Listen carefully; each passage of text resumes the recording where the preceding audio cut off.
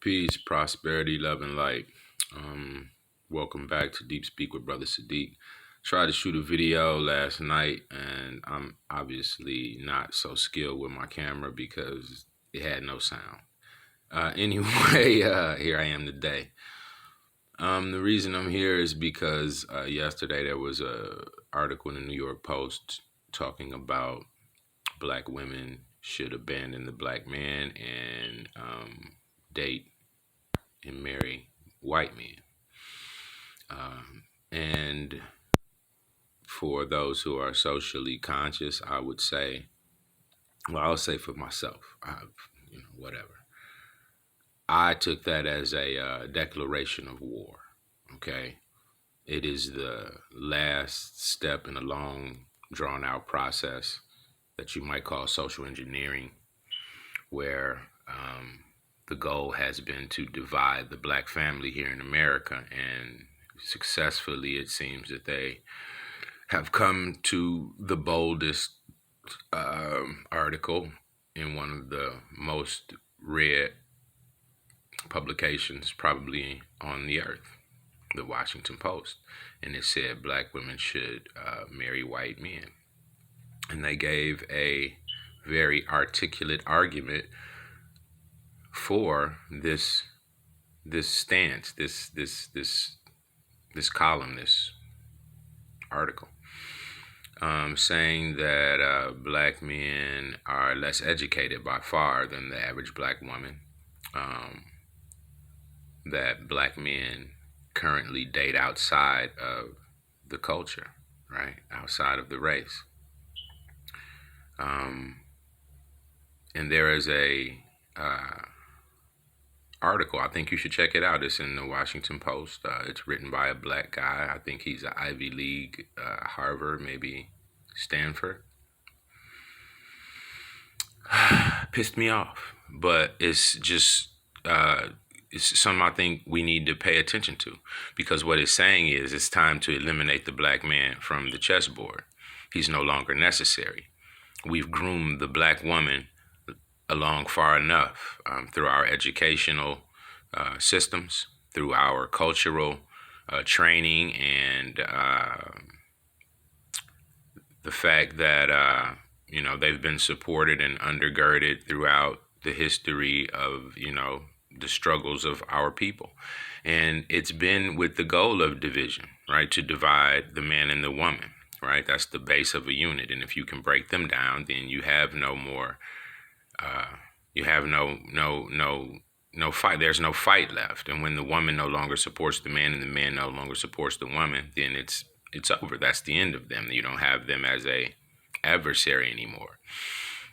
So for those of you who are not aware that America has been your adversary, I will note a few things that you should go and do research on. And it is called the COINTELPRO. And the counterintelligence program, okay?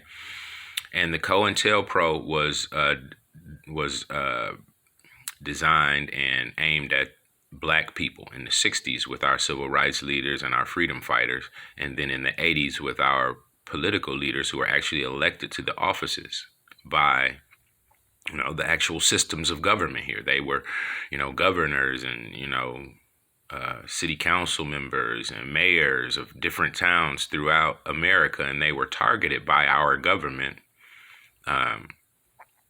along with the local police officers in their towns to stop these black people from gaining the power that they have been elected to enact. And it generally all goes back to money. So that's that.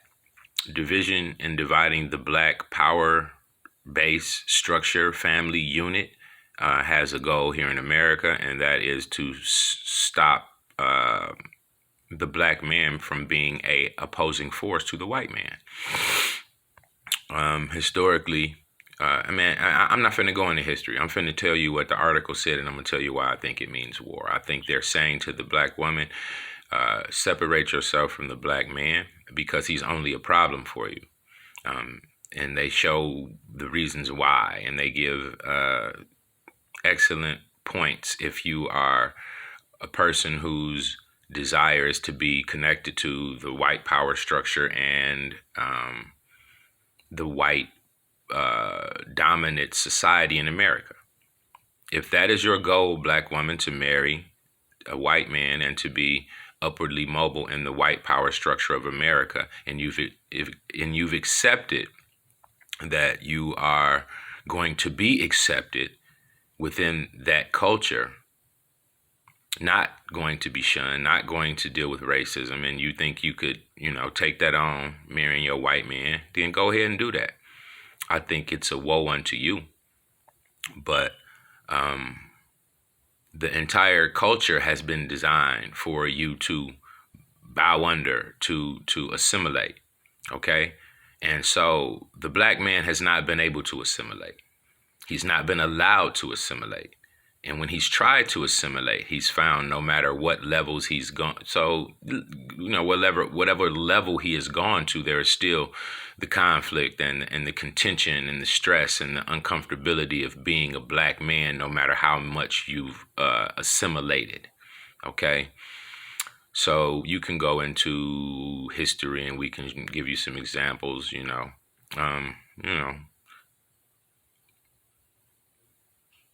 I ain't got time for that. We know that's true. So if you don't, then argue that with somebody else. I don't even have time for examples.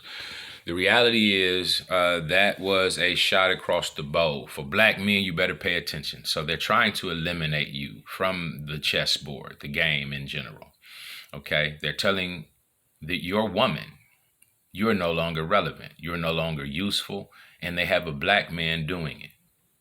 Ivy League college, Ivy League university level educated black man. I believe he's in his mid 50s. And he's saying black women should marry white men. And if you are seeking to be upwardly mobile, once again, like I said, in the white community, and you believe that there is no difference in the white and the black community, then go forward with that. But I do believe that there is a difference in the black community. I've been on spiritual assemblies. I've been in many places. I'm 48 years old. I've walked throughout this country. I'm in Indiana. I've been in Florida. I've been in Michigan. I've been in Illinois. I've been several places in my life. And regardless of where I go, if there's no black person in the room and a black person walks in that room, almost everybody in the room gets uncomfortable. They have to adjust. And it's like almost like they was talking about something special until the black person walked in and they had to stop talking about it. I know I'm not the only one to experience this. So this is just a thing for black men. This is a thing for black people. So if you feel like what that was just a good liberal argument about the way the world is and the progression of the world and relationship advice, then be so believing it. But I believe that is an ignorant stance. I believe it was a dog whistle, if you will, to society that the black man is no longer relevant, and that the black woman has replaced the black man as the head of the family, as the breadwinner, as the earner, as the masculine position in the family. And so if black men don't say or step up and do something or speak a point about what is going on and what has gone on to get us here, okay, there's a social structure that created this entire environment. If we are not going to contextualize why the black woman is more educated than the black man, why the black woman earns more than the black man on average, okay? So if we're not going to give a context to these things, then when you espouse what you say about why a black woman should be with a white man because they're more equally matched, only speaking of the socioeconomics of that relationship. The dynamics of a relationship are much more than just the finances of the relationship. The culture that black people have lived under in America is something that was once unifying for us. We were divided out in the 80s with crack, okay? Crack cocaine, a designer drug, and the name of it It was designed to do what it did: divide your community, the black community.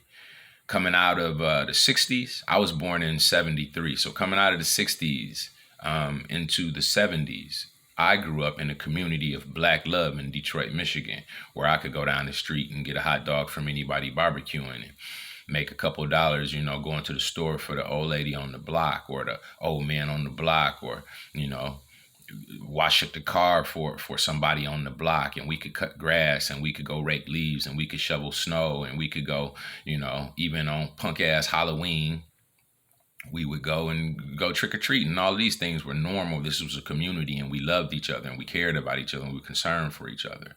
Crack cocaine put a division in our community. And if we won't talk about how all of this came about, okay, and not to mention, the overall reality that this society is not our creation, that we live as and have generally lived from the underbelly of this society just to survive.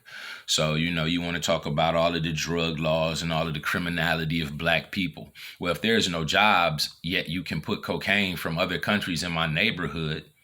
If there's no jobs and you can put drugs from other countries in my neighborhood, guns from other countries in my neighborhood that we can't afford to fly in, that we can't afford to get marketed here.